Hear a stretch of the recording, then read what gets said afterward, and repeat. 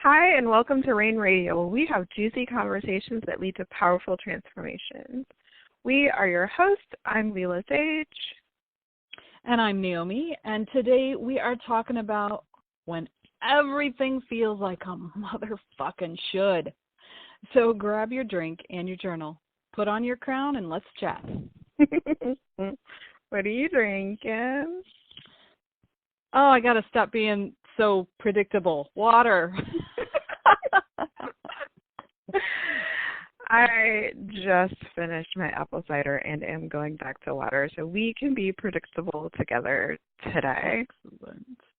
I should have some apple cider vinegar. How's that for a lead-in? Mm-hmm. Oh, that's hilarious.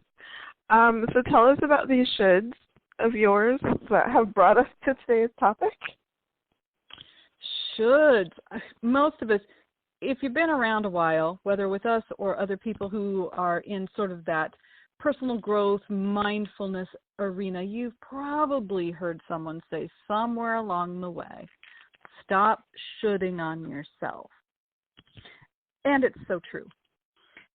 It was one of the first things that in working with my half side that I'm going to say drilled into my head. Anytime I would say blah, blah, blah, should, he'd be like, you could. I'm like, yeah, I should, blah, blah, blah, blah, blah, blah, blah.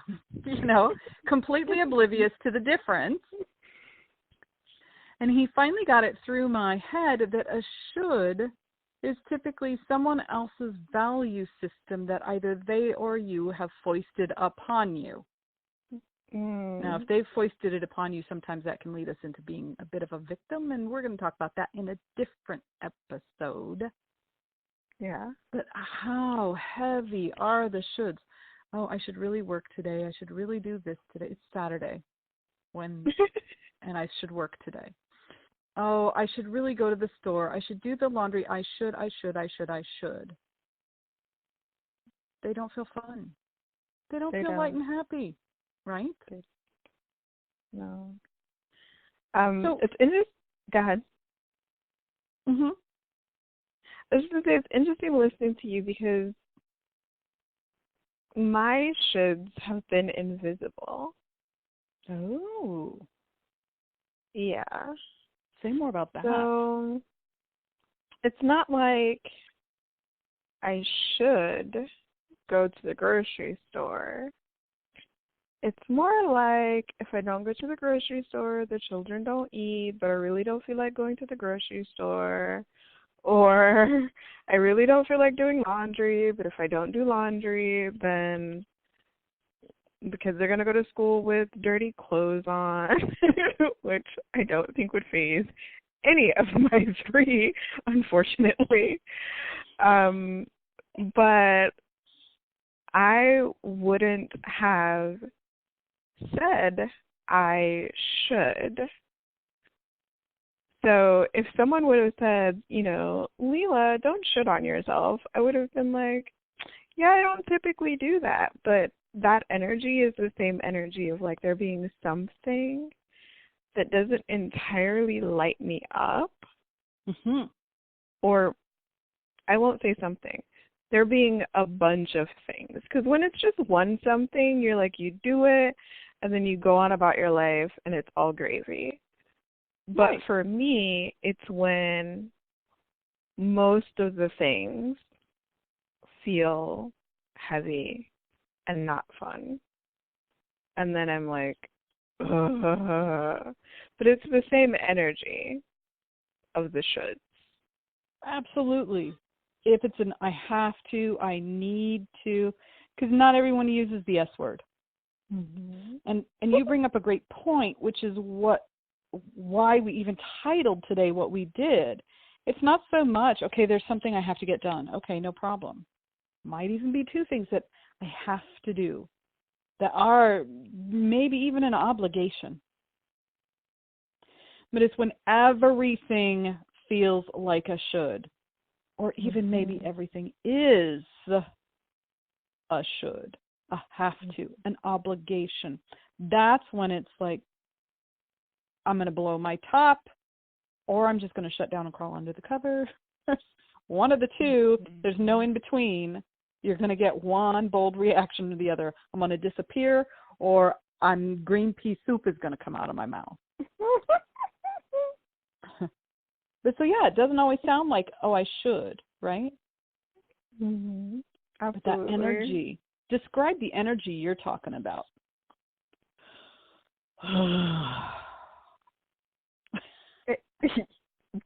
That.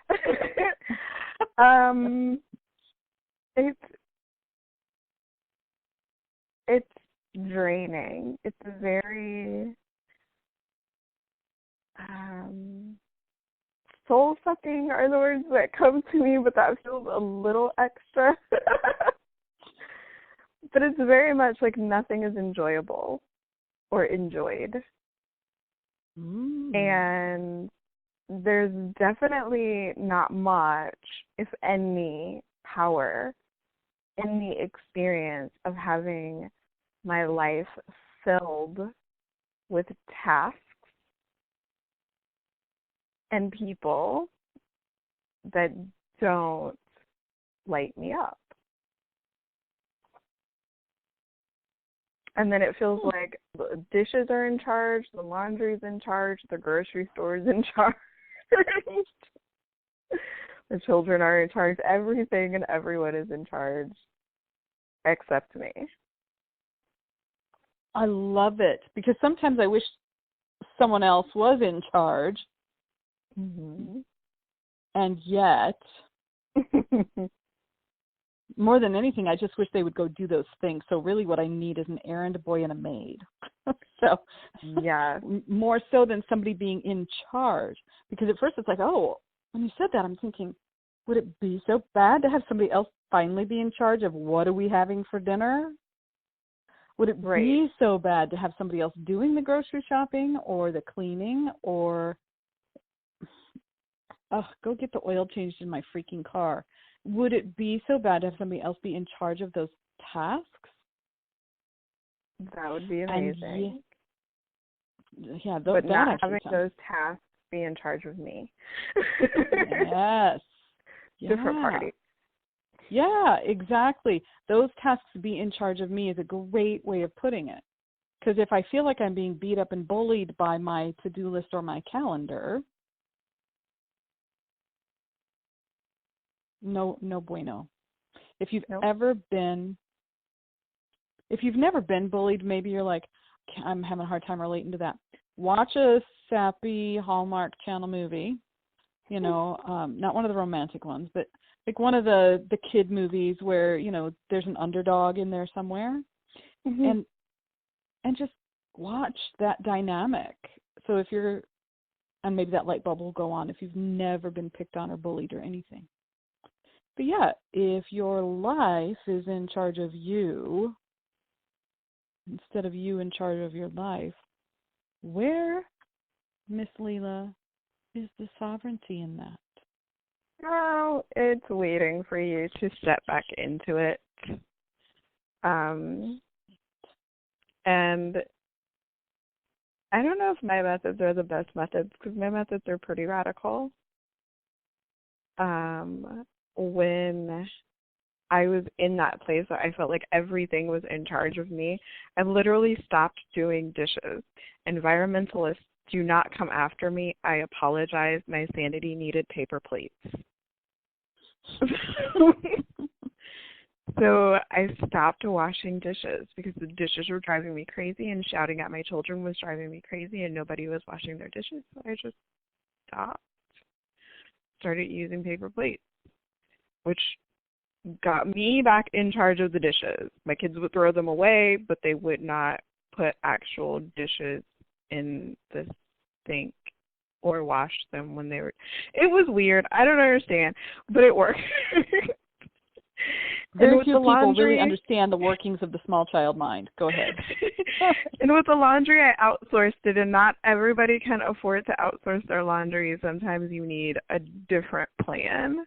But for me, it was dropping the laundry off at the laundromat and going to work, and then picking the dry folded laundry up, clean dry folded laundry up and bringing it home and then glaring at my children until they put their clothes on. So that was how I got back in charge of the laundry. So everyone's method of stepping back into their sovereignty or taking charge of their life back is going to be different. But the first thing is, like, some of those shoulds, like you said, are mandatory. Like, laundry is unavoidable. Dishes are unavoidable for the most part. So you need to find a way to manage those in a way that does not take away from your sanity. And then at the same time, add in more pleasurable experiences so that the pleasure to obligation ratio swings more in the pleasure arena.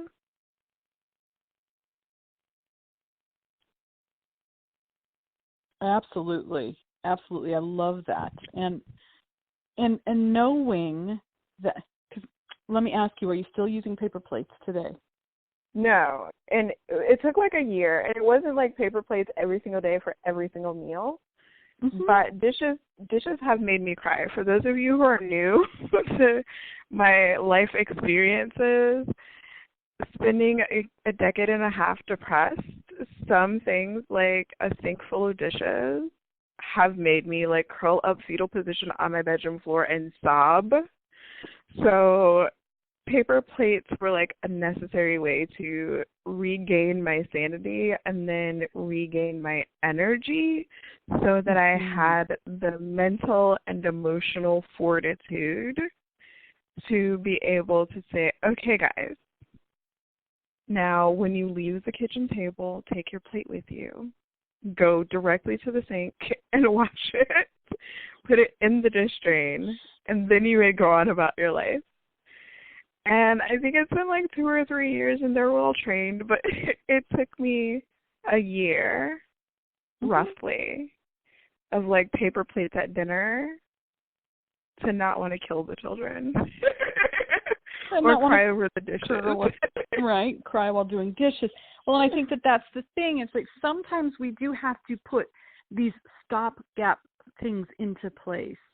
Maybe it is, you know what, for the next 2 months, I can see that my calendar is going to look a certain way because of a project or whatever. I'm going to go do fluff and fold and let somebody else deal with washing and drying my clothes and folding them. And maybe that's not something you want to do all the time, or maybe it's not something you want or are able to budget all the time, but maybe for a short period of time to save your sanity, it is worth the extra money. And if not, for some of you who are like me and who just, it weirds you out to think of some stranger touching your clothes, especially your unmentionables. That's just weird to me. Can't do it. We all have our thing. You can. You're not alone, right? You. I'm sure I'm not. I'm positive of that. But look at those things. There are things that we can't not do. Is that the right amount of knots? Yes. I have to have groceries. I have to cook food. I have to eat. I have to sleep. I prefer to wear clean clothes. I don't have to. That one's really not a have to, but I really prefer to. I much prefer it to the alternative. I have to bathe. I have to wash my hair. You know, there are certain things. I have to eventually change oil in my car every however often it is that they recommend, or my car will break down. You know, there are things that we do have to do, like eat. There are things that we have to do, or the consequences aren't going to be something we like a broken down car because of the oil. Bad stuff. So take a look at those and ask yourself, if you're like, well, there's nothing that can change because I have to do all of these. Well, zero power in that either, because it still leaves you stuck.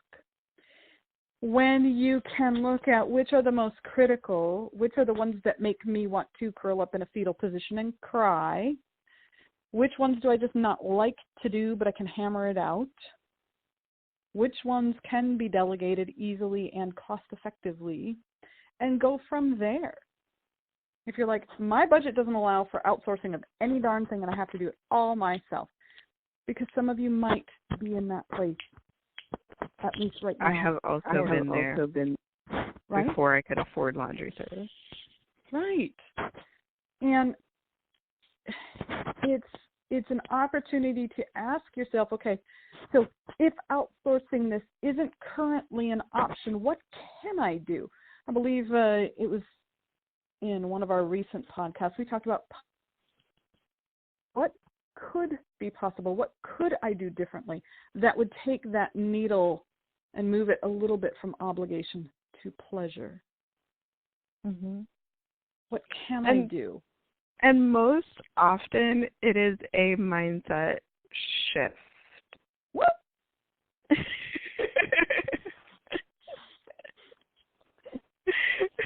Most often it is a mindset shift.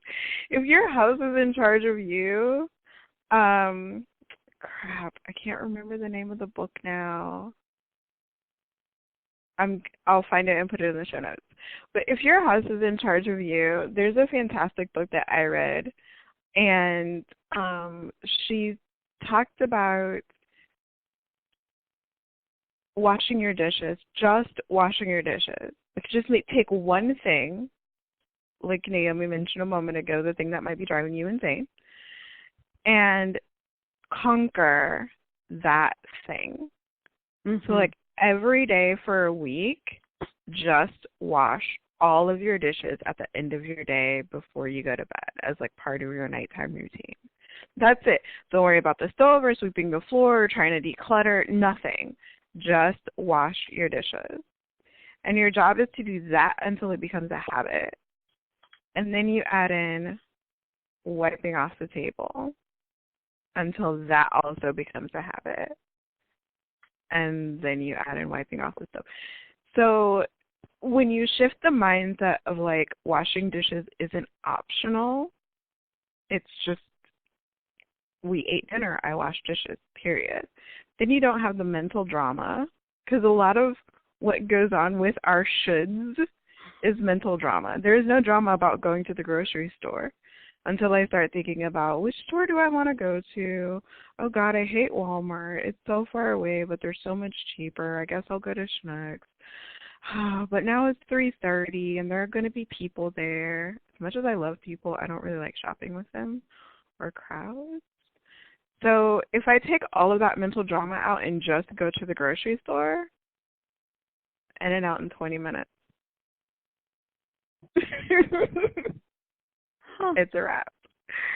So when we start to think differently and have different conversations with ourselves, I think that something as simple as turning I should work today because I have this project or whatever into I could take an hour and work on this project even though it's Saturday. And then I can treat myself to some snuggle time with the honey or whatever treat works best for you. Then it's a whole different conversation. And then it's maybe not a motherfucking should. Right? Then maybe it's a possibility of some growth in your business or clean dishes. And your grocery store analogy is such a perfect one because really when you say it that way, if I take the drama out of grocery shopping, it's like, oh, wow, drama in grocery shopping. Now, okay, now I just feel silly because, yeah, I have sometimes made grocery shopping a dramatic thing, and it's really not. I'm sitting here staring at my calendar, and it's like this is another thing that for me can be helpful is the making it enjoyable, making it a game. I am part of a someone I know is running an online health challenge. And with everything I know about health and fitness, I still sometimes find that I will go long periods of time being one with my couch, and it's like I haven't been moving at all lately. And they're doing a health dare. And I look at all these sparkly stickers on my calendar. I can tell you last month, trying to get off my butt and move consistently didn't happen nearly as often as I had intended. It felt like a should, because I know I should be moving more.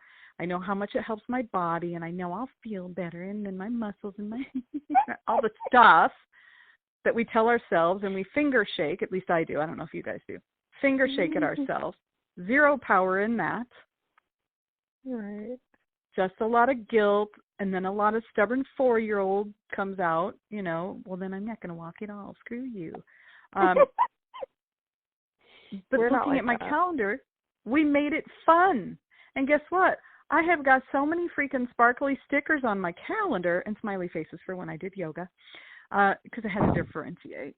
But looking at my calendar, I'm like, June is so pretty and sparkly. What's the difference? Yeah. It wasn't how much time I had in my calendar. Nope. Not even. It was the camaraderie and okay, I'll be honest. Part of it was the competition, because there's a little bit of money riding on it. So but You're it's not been competitive. fun. I'm not competitive at all, not this Leo. And I found some new workouts to do that kept me from getting bored. So the pleasure needle went up. I'm not moving because I have to get my ass off the couch. Yeah, I'm moving because I need to get my ass off the couch. But I'm moving because now I'm having fun with it. And now I'm excited about it actually becoming a habit again, because it's been a while since it's been a habit. That's amazing. Yeah, funny little story about the dishes, since dishes make you cry. One of my wonderful half side, sometimes he always says, if a third of my clients aren't pissed off at me, I'm not doing my job. So one woman he was working with, she was mad about something. She's a friend of mine.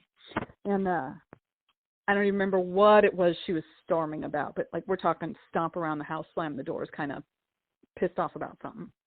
Mm-hmm. And so after dinner, she'd gone in. He was up working with her. She was in a different state. He was up there working with her. And after dinner, she'd done the dishes, but, you could just hear her slamming shit around. And so she got done, and he made her go in and rewash those same dishes. Mm-hmm. Oh, let me tell you, you don't like doing them once, imagine doing them twice. Mm-hmm. Yeah. But I had her doing them as a gratitude practice. Mm. She was not pleased. And yet, over time, what happened is now doing the dishes, she has a completely different relationship to them. Mm-hmm. And it is almost more of a cathartic thing, because now that is her gratitude practice time. Mm. That wasn't a shift I've in the done activity. dishes as meditation. Yeah. So what was your experience when you did? Because it doesn't change that you have to do the dishes. It's like you said, it's that mindset piece. So this was prior to the dishes made me cry. This was back in the day when I didn't know how to meditate. And Deepak Chopra, in one of his many books that I have read, recommended just spending time in silence. And I am a music kind of person. I grew up sort of like an only child. So my house is always quiet. So for company, instead of the TV, I always had the radio on. So I started keeping it off to wash the dishes, to fold the laundry, to clean the house, at least for 15 minutes, just so I can get in the habit of being in the quiet. And it got me to a place where now I can meditate. But part of what the dishes made me cry, but part of what actually made me cry was the mindset of I have to do everything all by myself. Nobody helps me with anything. Mm-hmm. I don't know. I don't know if there was necessarily like ungratefulness or feeling like my children were ungrateful. I think that came from a different experience once people became teenagers. But there was definitely that like, it's my job to take care of them, not that me washing their dishes was my job, but I was just tired of having to remind them to do something that I thought was simple, like pick your plate up, take it to the sink, and wash it immediately. Don't go anywhere else. Don't pass go. Do not collect $200. Go wash your freaking plate. Oh, I have this feeling that there are so many moms nodding their heads on this one. Yes.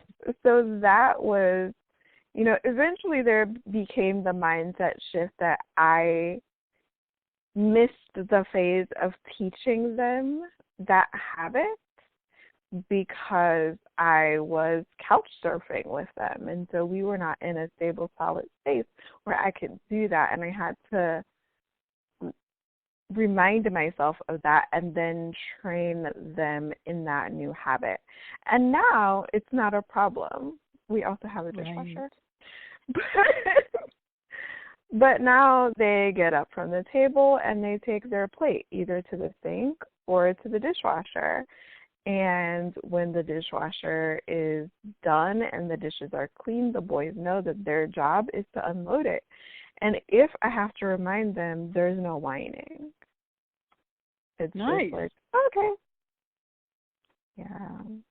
Nice. I might have taken away their privileges for attitude. So, consequences. Everything in life has consequences, good or bad, right? Yep. For every action, there's an opposite and equal reaction. I think it's some sort of physics law or something. And it works with whining. So we all have the mindset shift. Yeah, we do. And when it comes to, but what do we do when everything feels like a should?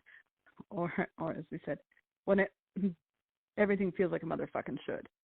That's when you get to look at, where did I give my power away? What do I need to shift? What do I need to cut from my calendar so it's not controlling me, I'm controlling it? Where do I need to say no to more things? What can I change so that it feels more like pleasure? Because ultimately we are in charge, especially when it comes to our calendar. I love the word, do I need to say more to no things? No to more things. English, just apparently not in this moment. And also, where can I say yes to more pleasure? I think those two questions are life-altering. I needed them 3 years ago. I might have had them. And I would like to invite everybody listening to play with those two questions. If everything feels like a motherfucking should for the next forever, honestly, anytime that you're in that feeling, I would pull those two questions out of my toolkit and play with them and see what shows up. Yes, how I love to say it when I'm speaking to groups is, what are you saying yes to where a no would serve you better? Yeah. So what can you start saying no to? What can you carve out and chop off and get rid of and erase from your calendar and your life? Because sometimes it's not the calendar. Sometimes it's people who should us to death. And how can you and what can you say more yes to that brings pleasure? Two really powerful things that help to start shifting all of those motherfucking shoulds. I love it. And that feels like a great pace to pause until next time. Thank you guys so much for playing with us. And we will talk with you next time.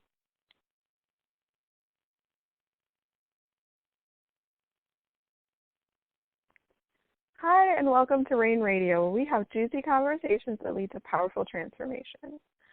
We are your hosts. I'm Lila Sage.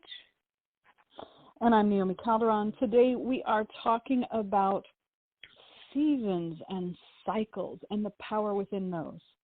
So grab your drink and your journal, put on your crown, and let's chat. All right, what are you drinking? Everybody guess. Water. One of these days I'm going to show up with something else, I promise. It'll just knock all your socks off. But yes, I'm having water. What about you? I, too, am hydrating today. I have followed up my apple cider with water.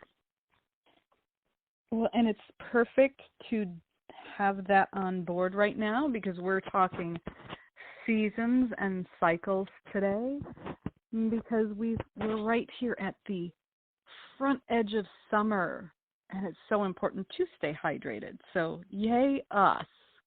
Gold star stickers, right? Okay, so this episode is going to be Lila Learns from Naomi.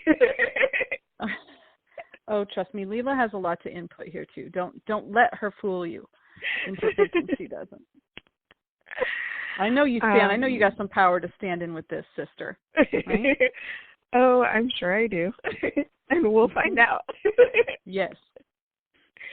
So I do know that it's solstice weekend because we are pre-recording this because we are amazing like that. Tell us about that. And it's also the start of summer for traditional Chinese medicine?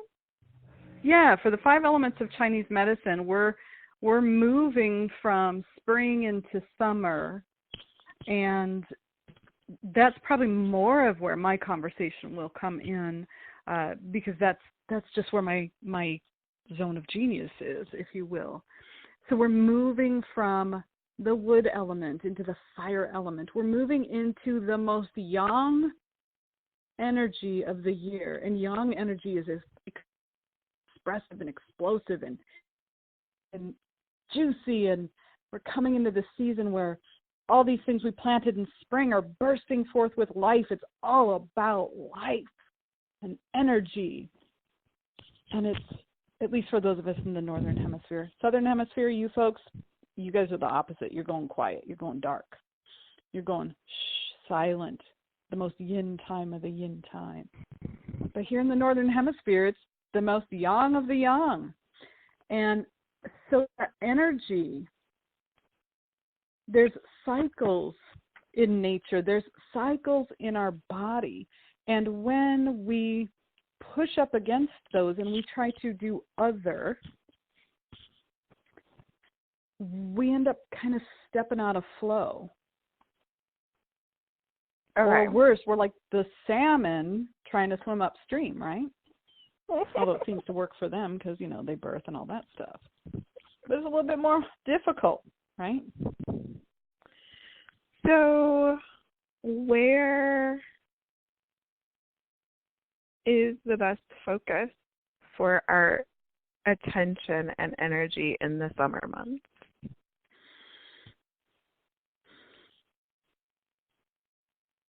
It's about harnessing that energy and letting it work for us.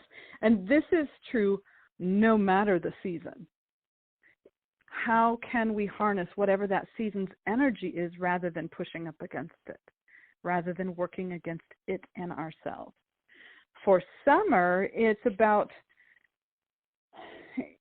and yes, with it being solstice, it's the longest day of the year, yay. That always makes me happy, which is actually kind of funny because every day is 24 hours, right? Yeah, Right.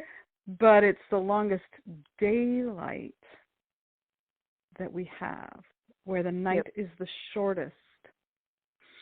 And so it's all about that awake time. It's all about that light and that life and that energy and the sun and all of that gives. And so ways to do that, ways to harness that energy.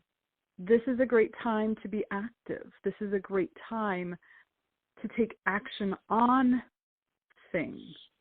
This is about really harvesting all the fruits of your labor, if you will. Assuming that you planted, whether that's literal or proverbial, doesn't matter. Does that make sense? Yeah, it does. So what does moving against that energy look like? How do I even know that I'm not harnessing my summer energy?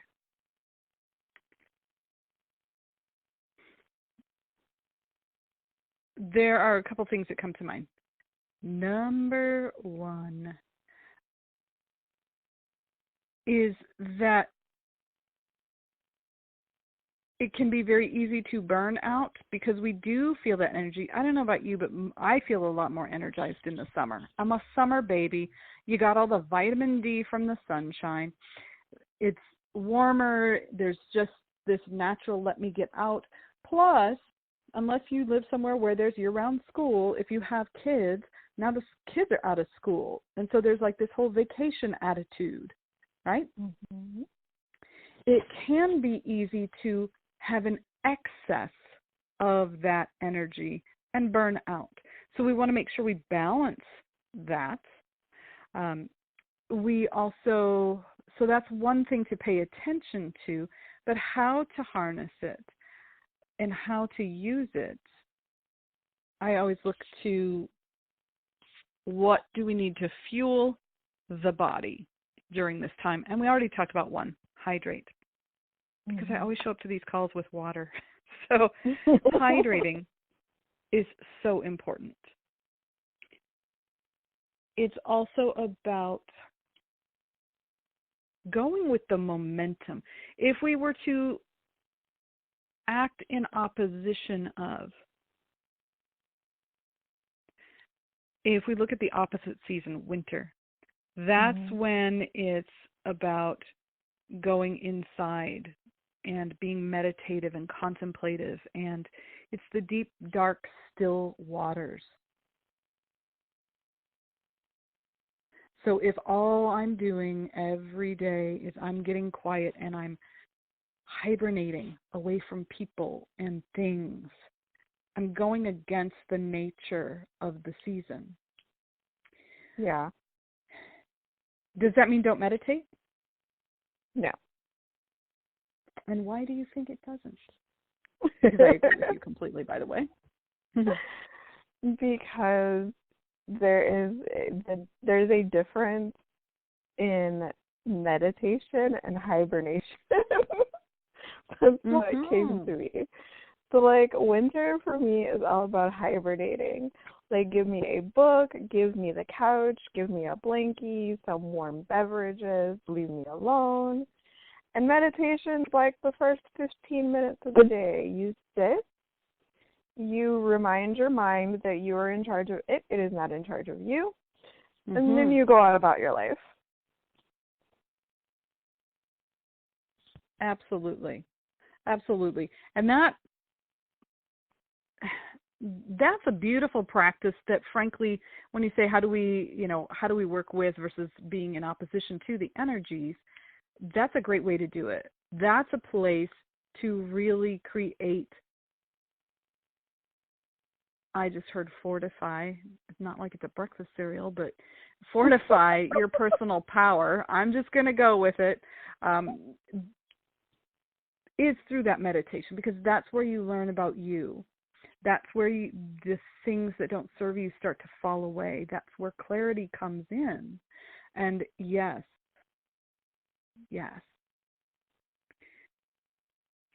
If you look at it from the solstice standpoint, and some of you listening to this probably are more well-versed in the solstice, what it means energetically, spiritually, that type of thing. It hasn't been my area of study. So what I know is a bit. But it's that same concept as in Chinese medicine. This is the time of life.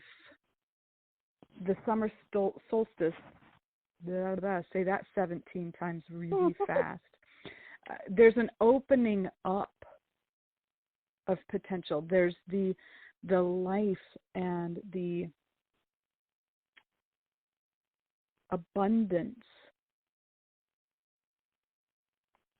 high energy of light and warmth, that pure life force, if you will. So some things to do. This is a great time of year to start creating habits that may feel harder to do come fall or winter if you were to try to start them now. Like exercise. If you're like me and you spent the winter being a little more couch potato-ish than some years, and you're like, I really do want to move my body more, now's a great time to do that. Not to say then don't do it come fall and winter again, but by then it becomes a habit and your body asks for it, and it will be easier to continue. Absolutely. Breathe in, open wide, the light and the life of this season. Ask us to open wide instead of, I was going to say shrink down, but that's not the right word, to turn inward, to kind of curl into ourselves like we do when we hibernate.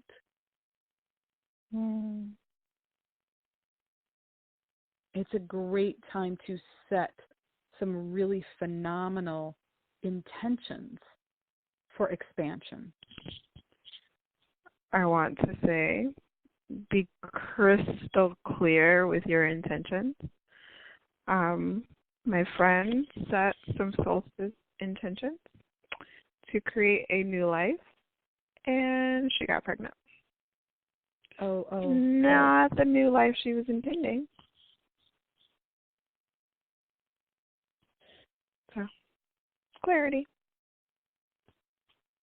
That may be a whole nother topic.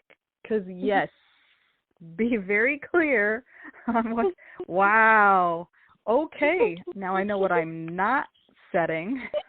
I am steering super clear far away from that one. Thank you very much. Yep. You know, just be clear when you set those intentions. The universe listens and says yes. So be sure that what you're asking for is actually what you're intending. Yes.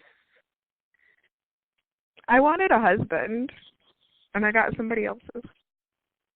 Oh. Yep. Yeah, clarity's good. Clarity's fantastic.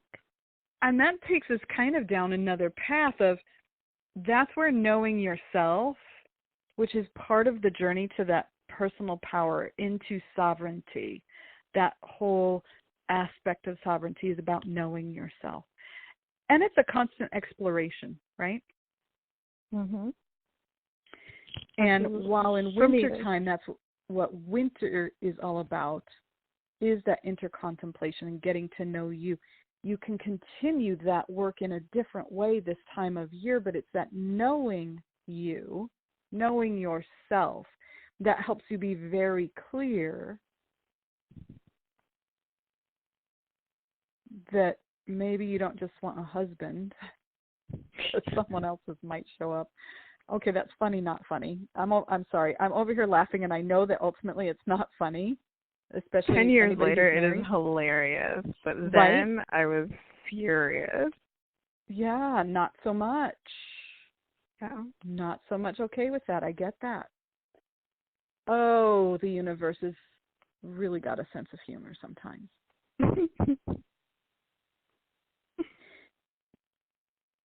One of the other aspects of this time of year that you and I, for those of you who haven't followed Lila and I for a while, we talked about this year, our whole theme was about expansion. Mm-hmm. That's just kind of been a part of this journey and where we were at. And this time of year, that is exactly the energy of right now, is expansion. And so one of the things that I see for myself is with that expansion, I have this picture of when things are expanding, when you're open to things, it's about opening up. It's about flinging your arms wide and inviting in the sun and life and all the things.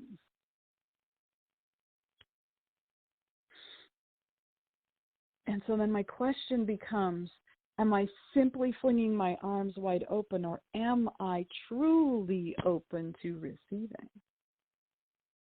Ooh. That's juicy. I know. Isn't it? What struck you as juicy about it?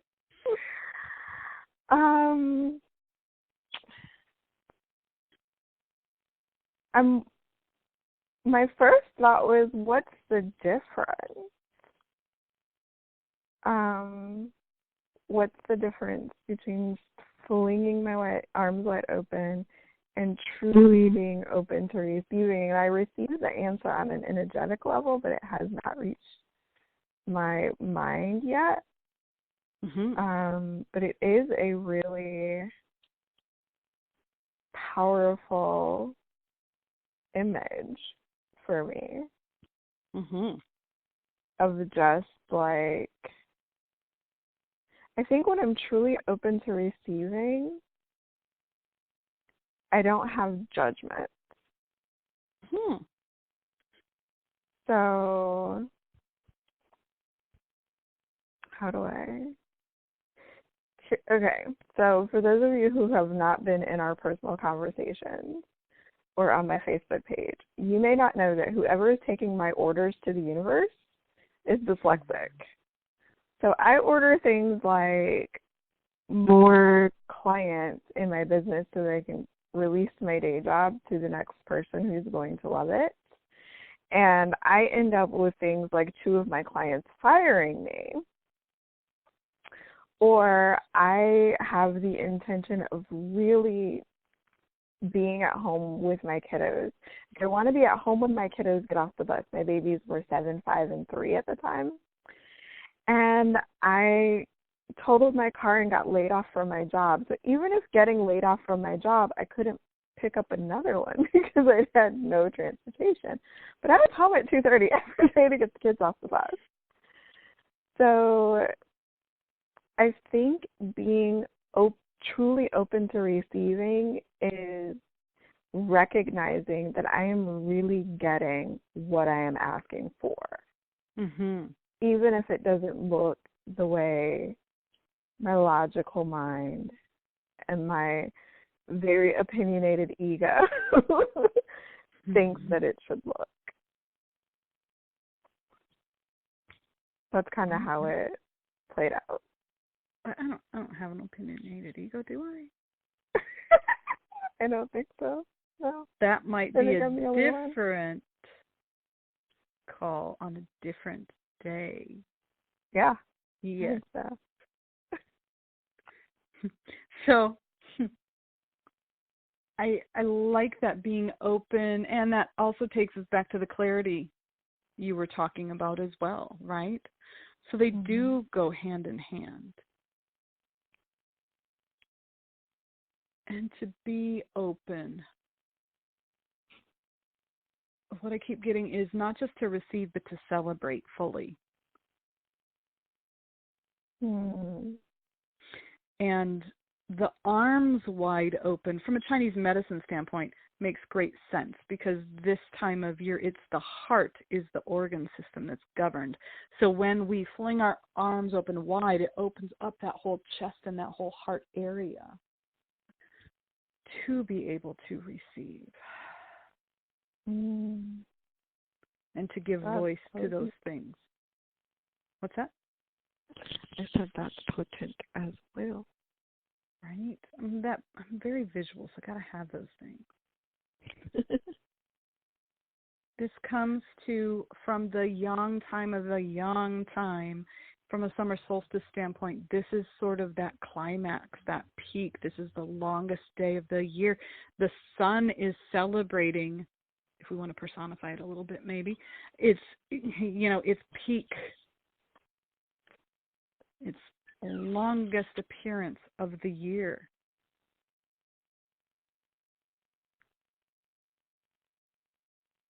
So if we look at that from a cycle standpoint and how it relates to us, does that mean, oh, well, that means I'm just on the downhill slide for the rest of the year? No. No, it does not. But when we can live with these energies, when we can pay attention to what nature tells us, gives hints at, alludes to is happening, what can we do to harness that? This was extremely important back in the day before we had all the creature comforts that we have of this day and age. If you hadn't used this time of year to make sure that all the fruit and vegetables and everything was being grown and that the calves were being fattened and all of this stuff to get ready for the harvest season, if we weren't doing that, we'd starve through winter. Well, now we just go to the grocery store, right? Right. And in some ways that has made life very handy, but it's disconnected us from what nature asks of us. Mm-hmm. It disconnects us from those cycles.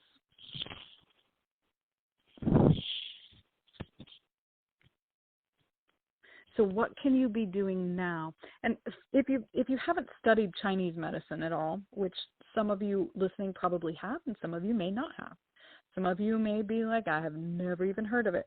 When looking at the 5 elements, the seasons are never simply separate. It's never just summer is in and of itself its own little thing in this funky little compartment called summertime, called the fire element. It's not like in this little box. They all work with one another, and they all interact with one another and feed into one another. When we have wood, that's the spring element. Then we move into the fire season. It burns the wood, which then becomes ash to nurture, if you will, and to become earth. That's the earth element of the season that's coming after summer. And so there's this role they each play, one into the next to support the next. So what can you be doing now that's going to set you up for success come winter? When the earth is asking you and nature is asking you to be quiet, to not do as much, what can you get done in this energy of expansion and life and vibrancy? What can you do now to make winter more easy? I like the idea of planning ahead. One of my targets is to take December off, which is the start of, winter starts mid-December-ish. And it's insane in my world. There's concerts and competitions and birthdays and my favorite holiday, and it would be the best to not have a date up.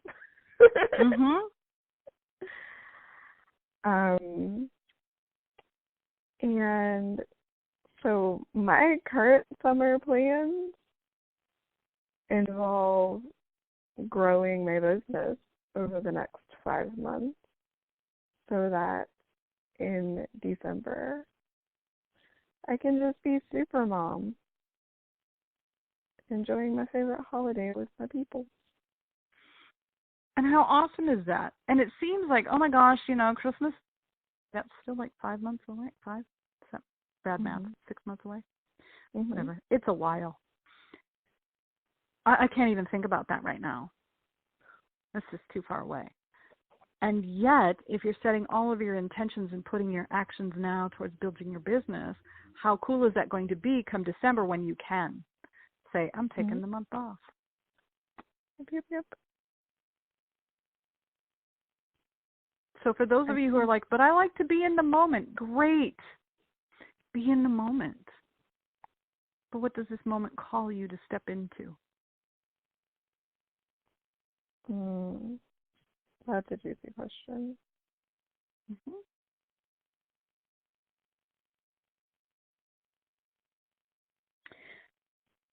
The other aspect that I like, and I would love to hear your response to this, if we think of the summer, that fire, that internal fire, when we talk about sovereignty,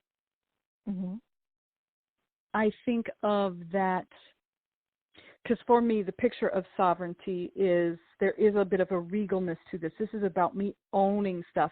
And because of my personality, that tends to be a little bit sassy and a little bit fiery. I'm a double Leo with a Taurus moon, folks. For anybody who does astrology, you're probably sitting there laughing your butts off. So I'm super fiery. But so looking at this time of year and going inside, can you acknowledge and celebrate that fierceness that's in you, whatever that looks like for you? Maybe you don't identify it as fierce, but I think there's a part of you that, I think we all have this fierce, amazing brilliance within us. So maybe brilliance might be a word that fits better. And we don't always acknowledge that.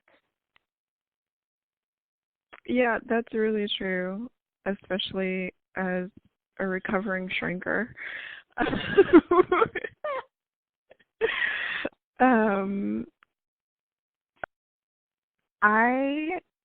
So it's really interesting. I typically think of the solstices, the summer and the winter solstice, as just like really fantastic times to set really powerful intentions. So this is my first time thinking about what it means to embody the fierce energy of summer. And for me, it looks probably the way everything else looks when it comes to owning my power, and that is my personality is a very sort of planned personality, and I've been very nesty lately of like wanting things to be in order. And some of this is me being little. We'll talk about this in a future conversation for those of you who are just like, what did you just say? Don't worry about it. We'll get there in the future. But some of it is the rest of the month. I'm also like, okay, I need to make these phone calls. I need to fill out these forms. I need to get these things in order so that life is more amazing in the future. So I'm taking action now to make my future, my winter, easier, so that when December rolls around, I really can potato with zero guilt. So I think that that's what that fierceness is for me, is fully embodying that aspect of my personality and taking that list and executing it, because I've been compiling it probably all spring. Which is perfect, because that's perfect energy for the spring. It's about new life. And so you had this new idea and this new plan and this new intention that you were nurturing and watering and watching grow. And now you're executing on it. Yeah. And so without even, you said, oh, this is your chance to learn from me. You were doing it. You were living with the flow of the seasons. That's because I've been hanging out with you for the last 3 years.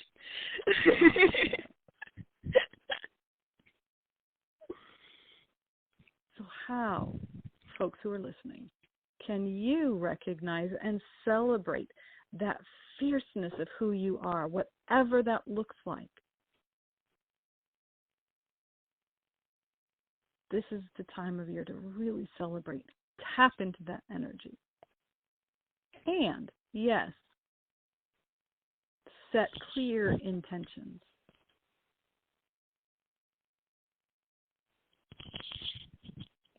I love it. I'm kind of excited to hear what people set for themselves and what comes to pass over the next month, 3 months, 6 months, that kind of thing, from the intentions they set using this energy and being in the flow of this season. I'm excited to hear that as well. Do you have intentions set, or will you be setting them? I'm going to be setting them this weekend and over the next few days. They've been a bit broad, and this conversation has reminded me to get a little more clear and a little more specific. I did some work around it last night, and I think it's calling me to get out the Sharpies and do a little bit more work today on that. Sharpie. I love my Sharpies. She does love her Sharpies. Mm-hmm. And on that note, we will leave you guys to go shop for your own Sharpies, set your own intentions, and tell us about them in the comments below. And we will talk with you guys next time. Thank you for hanging out with us. All right, bye.